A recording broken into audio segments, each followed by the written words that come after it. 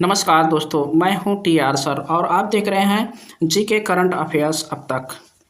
आज 9 मई 2026 के इस विशेष अंक में हम मेवाड़ के शेर महाराणा प्रताप और गांधी जी के गुरु गोपाल कृष्ण गोखले के महान विचारों पर चर्चा करेंगे और साथ ही 2011 की जनगणना के बारे में भी बताएंगे।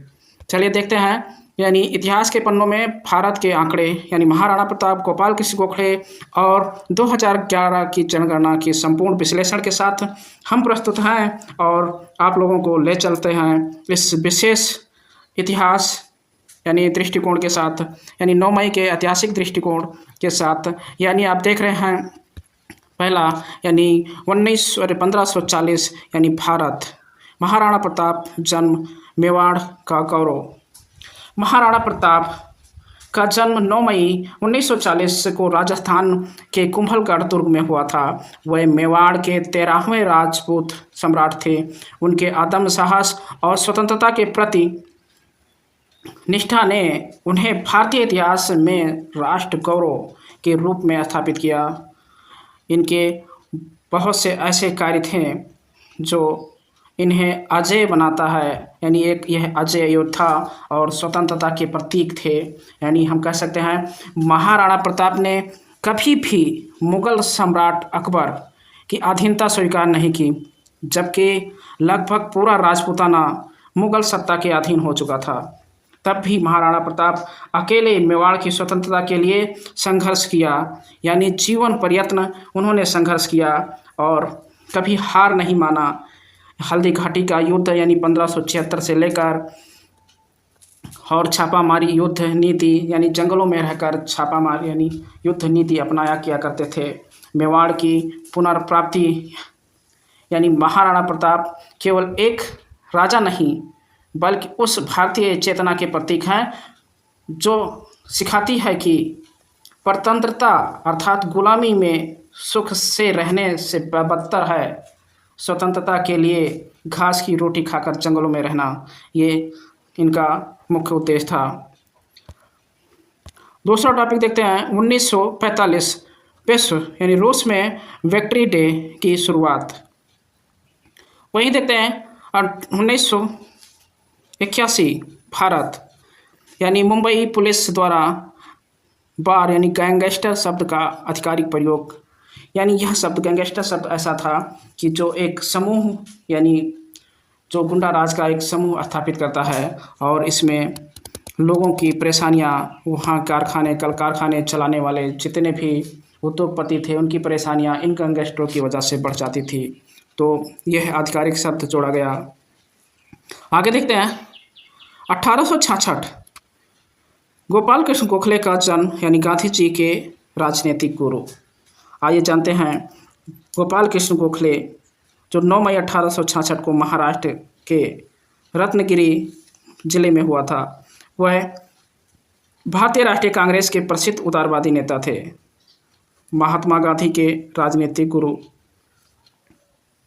महात्मा गांधी के गुरु इन्होंने ही गोपाल कृष्ण गोखले ने ही कहा था कि गांधी जी जब दक्षिण अफ्रीका से भारत को लौटे थे तो इन्होंने कहा था कि आप 1 साल तक लोगों का सामाजिक अध्ययन कर लीजिए, मतलब समाज में जा कर घूम कर और उनकी आर्थिक समस्याएं, राजनीतिक समस्याएं सबको देख लीजिए। और गांधी जी ने वैसा ही किया, इसीलिए गांधी जी के ये राजनीतिक गुरु के रूप में जाने जाते हैं। 1960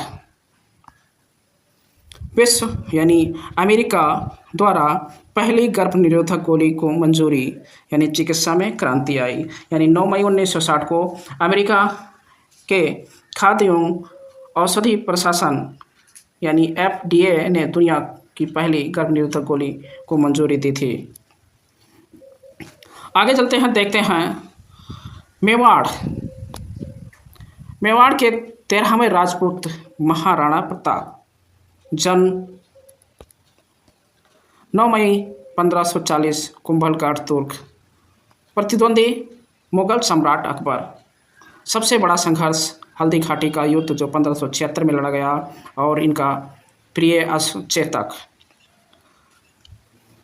प्रतिद्वंदी मुगल सम्राट अकबर महान था। अकबर कभी भी महाराणा प्रताप के समक्ष सामने आकर युद्ध नहीं किया। जो भी युद्ध हुआ अकबर ने अपने सेनापतियों के साथ किया। इनका प्रिय चेतक, इनका घोड़ा जो था काफ़ी समझदार और काफ़ी सूझबूझ भरा था। वह युद्ध नीतियों को बहुत भली भांत जानता था। यहाँ तक कि जब महाराणा प्रताप चारों तरफ सैनिकों से घिर जाने के बाद में 26 फुट नाले को नाग कर चेतक स्वयं अचेत अवस्था में चला जाता है, अर्थात कहा जाता है कि उसकी मृत्यु भी हो जाती है। लेकिन महाराणा प्रताप को उस घेराबंदी से सुरक्षित निकालकर बचा लेता है। आगे चलते हैं। महान विचारक,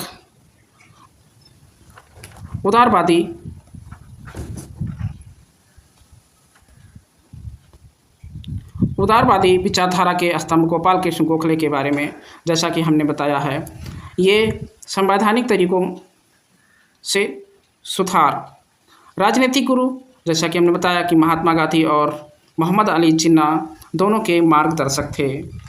यानी गांधी जी के मार्गदर्शक के द्वारा ही ये दोनों लोग काफ़ी महान नेता और देश के प्रति काफ़ी अच्छा कार्य किए। संस्थापक 1905 में सर्वेंट ऑफ इंडिया सोसाइटी के स्थापना और उद्देश्य युवाओं को सार्वजनिक जीवन के लिए प्रशिक्षित करना था। अध्यक्षता 1905 में 5 का बनारस कांग्रेस अधिवेशन, यानी 1905 में बनारस कांग्रेस का अधिवेशन की अध्यक्षता की। और यानी गोपाल कृष्ण गोखले ऐसे नेता थे जो आर्थिक विशेषज्ञ थे। यानी गोपाल कृष्ण गोखले को अर्थशास्त्र का गहरा ज्ञान था। बजट पर उनके भाषण इतने प्रभावशाली होते थे कि ब्रिटिश सरकार भी उनके तर्कों को ध्यान से सुनती थी और उन्हें भारत का ग्लेन स्टोन भी कहा जाता है। आगे देखते हैं जनगणना से जुड़े कुछ महत्वपूर्ण बातों। यानी 2011 जनगणना, कुल जनसंख्या 121 करोड़ और लिंगानुपात यानी 1000 पुरुषों पर 943 स्त्रियां। उस समय जब जनगणना किया गया तो 1000 पुरुषों पर 943 स्त्रियों की संख्याएं थीं, यानी महिलाओं की संख्याएं थीं। कुल 121 करोड़ की आबादी वाला देश भारत, जिसमें 82.14% पुरुष और 74.4% महिला साक्षरता थी। यानी हम कह सकते हैं जो साक्षरता, महिलाओं की साक्षरता था, महिला और पुरुषों की साक्षरता यानी 82.4% पुरुष और 65.46% महिलाओं की साक्षरता थी। जनगणना से जुड़े सर्वाधिक और न्यूनतम, यानी सर्वाधिक क्या था, यानी जनसंख्या भारत में जितने भी राज्य थे उस समय, यानी 28 राज्यों में उत्तर प्रदेश की जनसंख्या की दृष्टि से सर्वाधिक जनसंख्या उत्तर प्रदेश था और सबसे कम जनसंख्या वाला प्रदेश सिक्किम था। साक्षरता देखें 2011 के अनुसार तो केरल 94% केरल की साक्षरता थी और वहीं बिहार की साक्षरता निम्नतम थी 61.8%। और जनसंख्या घनत्व देखा जाए तो बिहार की जनसंख्या घनत्व सर्वाधिक था, यानी 1106 व्यक्ति प्रति वर्ग किलोमीटर की दायरे में था। आगे चलते हैं इन सभी से जुड़े 10 महत्वपूर्ण प्रश्नों की ओर और इनके प्रश्नों के उत्तर देने का प्रयत्न करेंगे आप लोग और अपने ज्ञान को समझेंगे। पहला प्रश्न देखते हैं, महाराणा प्रताप का जन्म किस दुर्ग में हुआ था? Option A Chittorgarh, option B Kumbhalgarh, option C Mehrangarh, option D Ranthambore. Right answer option B यानी कुंभलगढ़ में हुआ था। अगला क्वेश्चन देखते हैं, हल्दी घाटी का युद्ध 1576 किसके बीच लड़ा गया था? Option A Babur, option B Humayun, option C Akbar, option D Aurangzeb. तो राइट आंसर ऑप्शन सी यानी बाबर के बीच लड़ा गया था। बाबर और महाराणा प्रताप के बीच लड़ा गया था। अगला क्वेश्चन देखते हैं, महाराणा प्रताप के प्रसिद्ध घोड़े का नाम क्या था? Option A Ram Prasad, option B Pawan, option C Chetak, option D Badal. तो राइट आंसर ऑप्शन सी यानी महाराणा प्रताप के घोड़े का नाम था चेतक। अगला क्वेश्चन देखते हैं, सर्वेंट ऑफ इंडिया सोसाइटी की स्थापना किसने की?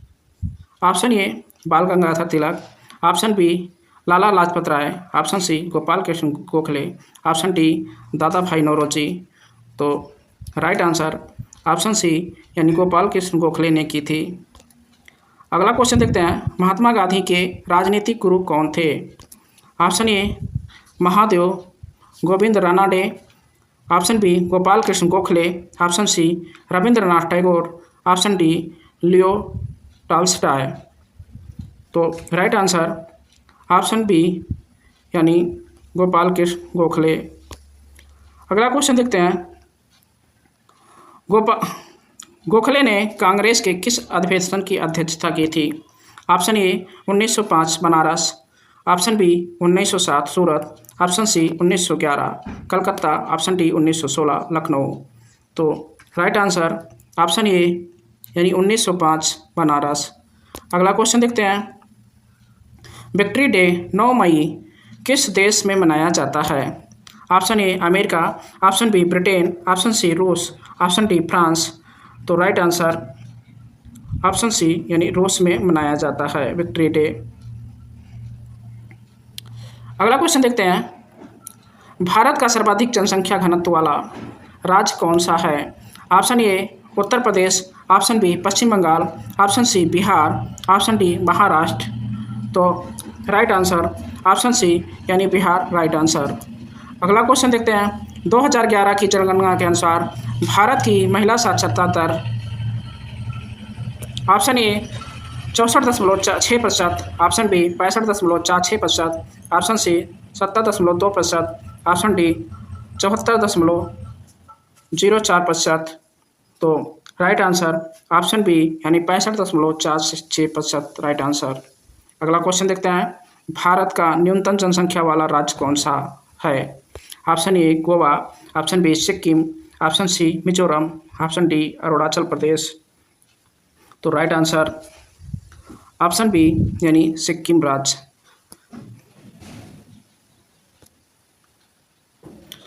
इस तरह से 10 क्वेश्चनों के सीरीज समाप्त हुआ और आज के कुछ महत्वपूर्ण बातें, आज का निष्कर्ष यानी टुडेज निष्कर्ष और यानी 9 मई का इतिहास। 9 मई इतिहास में प्रतिरोध का प्रतीक यानी महाराणा प्रताप का मुगलों से संघर्ष, सुधार यानी गोपाल कृष्ण गोखले के रूप में भारत को एक ऐसा रणनीतिकार मिला जिसने गांधी जी की वैचारिक नींव रखी और आंकड़े देखे हैं जनगणना 2011 की चरम बिंदु और महिला साक्षरता 65.46% आगामी परीक्षाओं के लिए अचूक तथ्य हैं। इस तरह से 10 क्वेश्चनों का सीरीज समाप्त हुआ और आपकी महत्वपूर्ण बातें समाप्त हुई। अगले दिन हम मिलेंगे सभी को अगले टॉपिक के साथ। सभी को जय हिंद।